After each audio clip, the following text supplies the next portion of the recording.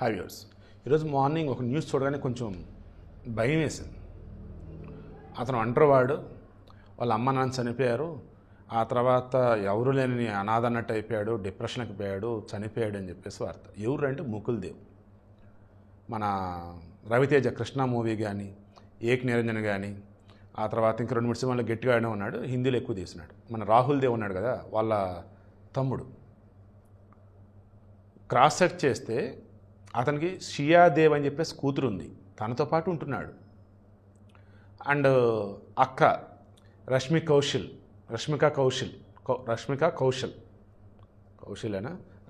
అక్క వాళ్ళ అయితే. అండ్ రాహుల్ దేవ్ అన్న. అండ్ మేనలుడు వచ్చేసి సిద్ధాంత్.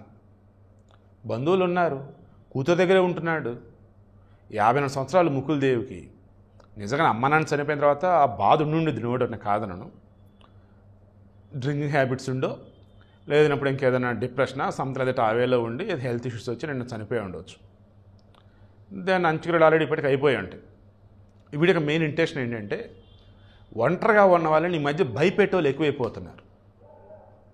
ఎవరు లేకపోతే డిప్రెషన్లో పోతావు, ఎవరు లేకపోతే నేను చూసుకునేది ఎవరు, నీకంటూ తోడు కావాలి, వాళ్ళు నీ పిల్లలు కాదు, ఇలా ముందు ఆ సలహాలు ఇవ్వటం మానేయండి.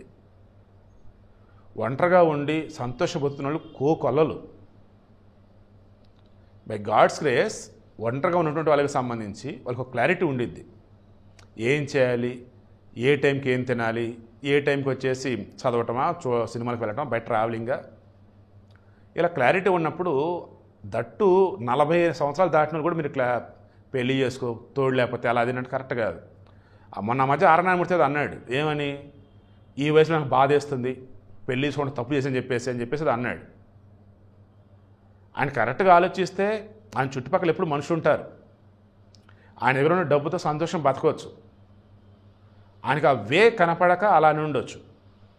మరలా చెప్తున్నా, మీ కడుపుని పుట్టిన వాళ్ళు మీ పిల్లలని కాదండి, మిమ్మల్ని కన్న తండ్రిలా చూసుకునే వాళ్ళు, కన్న తల్లిలా చూసుకునే వాళ్ళు ఉంటూనే ఉంటారు.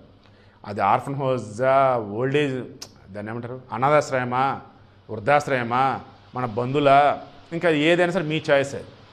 నేనైతే ఒంటరిగా ఉన్న, భార్య లేకపోయినా భర్త, అలా పెళ్లి చేసుకుని ఉన్నా, వాళ్ళకి ఆల్రెడీ పిల్లలు ఉంటూ ఉన్నా, ఒక తోడు కావాలి, చేసుకో అంటూ ఆడవాళ్ళని మగవాళ్ళని వేధించకండి.